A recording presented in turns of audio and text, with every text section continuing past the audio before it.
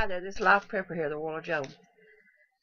I've had several people post that talk about that they learned from their grandparents or grandparents or their parents who lived through the Great Depression. So I wanted to give you some information on this. What happened? And this is what could happen again. So you have a lot of preppers out there or just generations passed down. The Great Depression was a severe worldwide economic collapse, depression. And it preceded World War II. They claimed that World War II is what brought us out of the Depression, and it might have.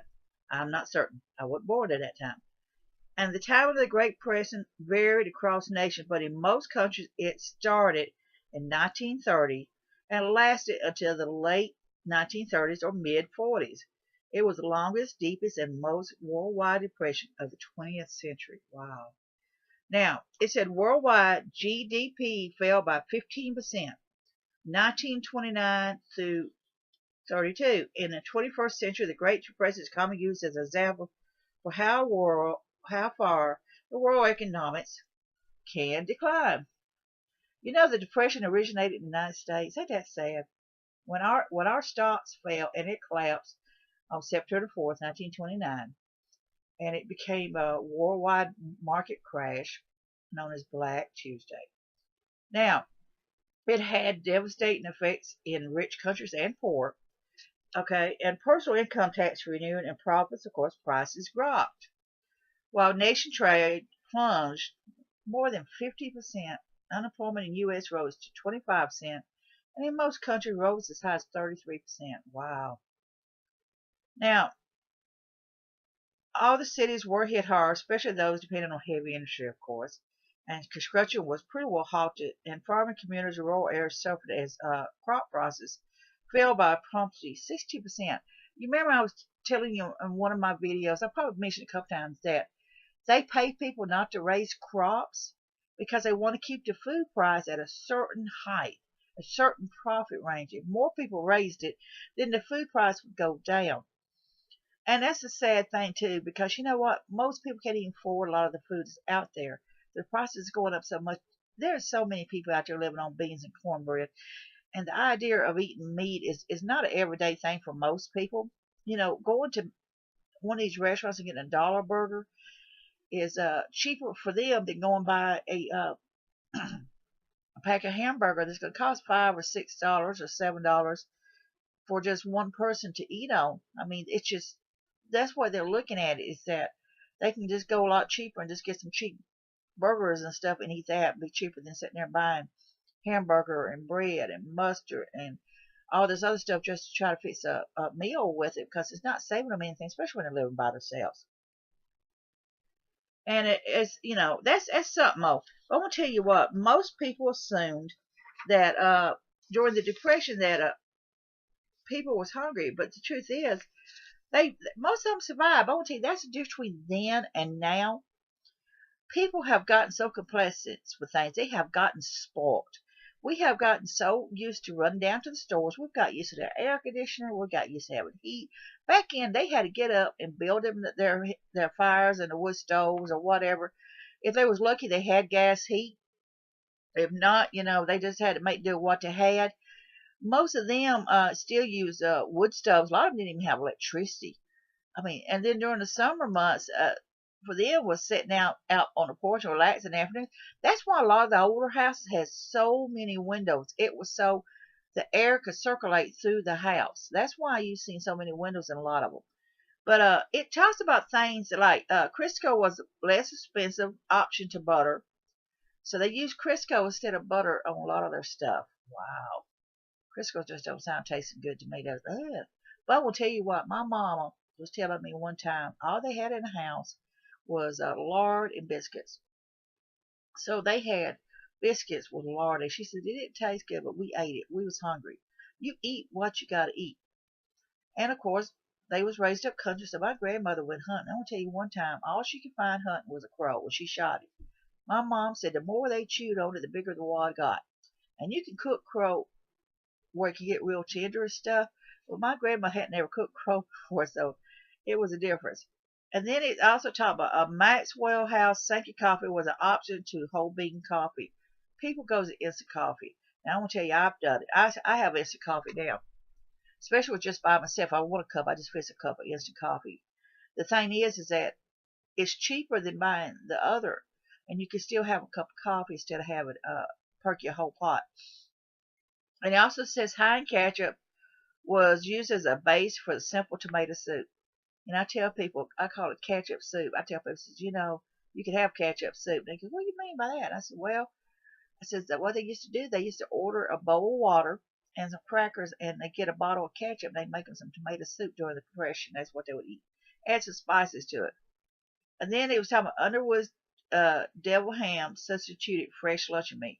What they did, they used canned meat like Spam and different other brands. And actually, over in Hawaii, they've acquired a taste for it. There is restaurants that serves this up in different things, from desserts to different meals to sandwiches to whatever. It's acquired taste on it, and I eat it. But the thing is, I was raised on it too, because sometimes that's all we could afford was that. That's what we would have for a sandwich or something. Actually, my grandmother and my mom both, even I've done, I would slice it up and fry it up in the skillet and have it for breakfast or just for a sandwich. And then, of course, Carnation evaporated milk. I want to tell you something. For years, if we got a gallon of fresh milk, it was lucky. My mom would make a gallon of powdered milk before these gourmet people got all crazy about it, because powdered milk used to be cheaper than the fresh milk. And she would add 1 can of evaporated milk into a gallon of powdered milk. And I was raised up on that. That's what I drank pretty much. So this is things that they learned, of course, from Depression times. And then, of course, the ground acorns became a substitute for coffee, or people added chicory to standard the coffee supplies. A lot of people like chicory. It has a taste to it. You've had tea with chicory in it. Well, they would go out and harvest the chicory, same way with acorns. They would harvest the chicory, take the roots, they would clean them, chop them up, and grind them up, and roast them, so they could make coffee out of it. And that's what they did with it. So they would have chicory coffee and stuff to add to it to extend the coffee supplies. Then honey, molasses, and corn sweetener replaced sugar, as sugar was at a permanent and later ration by the World War II. Wasn't that something? Sugar was a luxury. So people started using honey and molasses. Now, if you've ever had molasses, especially the black molasses, that stuff is kind of potent. It's rich, and it don't take much. I've put it on my pancakes and stuff before, but I will tell you, I would rather put a little warm water in and thin it out just a little, because that stuff is pretty stout. So, and then they had what's called a Grandma's Great Depression case. And that means no eggs, no butter, no milk. And cream chip beef or toast or waffles. But this here is just a list of just several things here that they used, that they survived off of. Did you know that Hershey's syrup was invented before the Depression? They used that. Like again, they was talking about Spam and everything. Now, people learned to put away more food and stuff. They also had to learn those who didn't know how to grow, learn how to grow food, exception during the Dust Bowl. Now, remember that Dust Bowl that wiped out a lot of the topsoil? That was it. It's gone. So Oklahoma, New Mexico, Colorado, Kansas, and part of Texas, where it was growing was impossible. And then, of course, they learned how to raise animals. And a lot of the animals that they raised was chickens or rabbits. Rabbits multiply like a son of a gun. I told a friend of mine, if we decide to raise rabbits for meat, I don't know if I could bring myself to kill them. He would have to do it for me. But you know what? They also raised pigeons, also as meat. Some of them did. And then they had to learn how to hunt and fish and forage off the land. So that was something else. Problem is, a lot of people nowadays, they have no idea how to live off the land. I mean, they just don't. They don't. There's food and medicines all around us, and they just don't have no idea what to harvest. They just don't. They very cityfied. They've become very codependent. And then, of course, they had to learn how to barter and trade when the bank won't give you money. The banks were just not giving people money on a lot of things. The thing is, a lot of people didn't lose their homes. They really didn't. They found ways to earn extra money. Like I say, some of them went into raising crops and things. Others did sharecropping, so they could live on the land. In exchange, they would get a percentage of the money off the crops. A lot of them also took in house guests, boarders, and that's how a lot of them made it so that they would rent a room out to keep them going during the Great Depression. And it said thing is, people didn't really ask for help. Ain't that something? People did not ask for help, and yet they received it. Like the Beatles song, it says, "Get by with a little help." Some survivors of the Great Depression accepted charity support of penny restaurants and soup kitchens. They did accept it, but back in, most of them was taught you stand on your own 2 feet. You don't ask for handouts unless you really have to. It was not something you just did. Uh, I said penny restaurants popped up as a way to feed unemployed families who were too proud to accept charity. People paid pennies for meals that were subsidized by charitable organizations. So what they did is they turned around. Let's say a meal costs 50 cents. Well, charity would pay for it, and it might cost charity, say, $2 back in. Just say for it. But they would turn around and charge 50 cents or even less. I'm just saying. So, that's how they did it without affecting their price. Here, this is what it's going to cost you, but so that way they don't feel like you're just giving it to them. And then, of course, many people they learn, survive the Great Depression and wealth of knowledge and available, all this crap. But what most people did miss during the Great Depression, as one prepper grandmother put it, nails, garden seeds, wires, grains, sewing supplies, clothes, pens, bleach, disinfectant, and vanilla. What did you add to the list? That one. Today, write down everything you use from toothbrush to pencil to ear swab cotton. What will you miss the most? That's stuff you should hoard to. What they're saying is things that you need to write a list down of everything you should miss the most. And if you're going to miss that, then that's what you need to have on hand. Believe it or not, just having Q-tips just to clean your ears with was considered a luxury because you just didn't have it. My dad would always use a bobby pin cleaning his ears. He was always getting one of my bobby pins to clean my ears out. My grandmother had this little old shaver kit that belonged to my grandfather, and he would use it, and she put her bobby pins in that every day. She didn't waste her bobby pins. That's because during that depression, you had to make everything survive. We saved aluminum pie pans. We saved everything. She recycled everything. Cool Whip containers. She did not throw. We had all kinds of containers, from instant coffee containers to mayonnaise containers to everything. That was safe. She did not believe in throwing any of that away. I mean, we weren't packed wall to wall with stuff, but there were things that we could reuse, and that's what she did. Uh, they masked soap bags. To extend the life of a soap bar, people of the Great Depression would insert all the bits and pieces into one mash bag. In this way, they could get at least last bit of it. Huh. Let me tell you something right here. Talk about this here, right here. This mash bags right here. What they did also, they would take it. They would take all the bits and pieces of the soap and they would remelt it down. And then they would take and create molds or whatever they used for molds, whether it was just they just poured it out on uh, a plate or whatever, or they used the cupcake holders and did that. But they reused everything. They didn't throw it. And then a hamburger helper. Remember how we make meatloaf? Well, my grandma always put oats or crushed up crackers or something like that. But they would use oatmeal to make hamburger scratch and 2 cups of oatmeal to a pound of hamburger meat. Then added grated onions and 1 egg. Ain't that something? And then also, of course, the tools and things like that. But this is just amazing on it. The fact is, we can learn from this Great Depression thing that we can survive. I want to tell you what, if things happen today and society really does collapse really heavy and goes crazy, people ain't going to be like it. They're going to be all running up there, tearing the stores up, tearing the buildings up, hollering at the government, we need to be fed. Where can we go?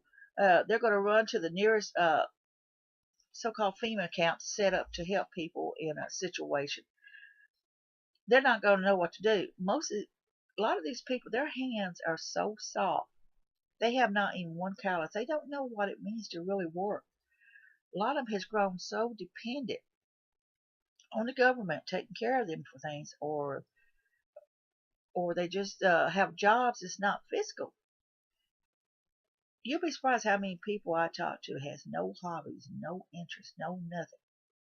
They've never done anything. They just basically play on the computer, and I'm on the computer here, or they'll sit there and just watch TV or watch the movies or go out and just hang out and do nothing. And that's what is going to be the downfall of a lot of people. We can learn a great deal. I suggest to everybody that to go and pull up some books on research on this here. I really do advise that you do this. There's one lady here, the Great Depression Cookbook. Now, I know she has some things on YouTube, and I've seen a couple of them, and she showed how they did things. And she's like in her 80s. She might not even be alive anymore, but the fact is, check all those books out and research it. And this is why a lot of preppers are preppers today, because their grandparents and their great grandparents and stuff showed them how to make do with what they got, and they was raised like it. They were just raised like it. So, Great Depression preppers learn something new every day. You know, you always had assumption that a lot of them just was hungry, but they weren't. And people really took care of each other back then, didn't they? Just people's pride, and they fixed up these soup kitchens and penny restaurants just to so they could have pennies, so they I feel they could buy their own food, not be just given. They didn't want just charity. And I was telling them a lot of people didn't ask for help. They would eat if all they had was turnips to eat, they would eat turnips. If all they had was potatoes to eat, they ate potatoes. They didn't go out and they didn't wasn't breaking the doors down and expecting the government to take care of them. They was taking care of themselves and they was taking care of each other. I think we've forgotten how to do a lot of that. With all these cities is voting against to feed the homeless, making it harder and harder to help other people. And as they get more selfish, more greedy, this is what we're seeing. So Great Depression preppers, we can learn something from them. Get you some books on it, read up on it, look at some of the recipes and things. You can have some great ideas. Try to find some of these older people and talk to them. There's still several of them around that grew up during that time that maybe want to sit and talk to you. This is Live Prepper of the World of Joe, and I want you to be safe, be happy. Bless you all.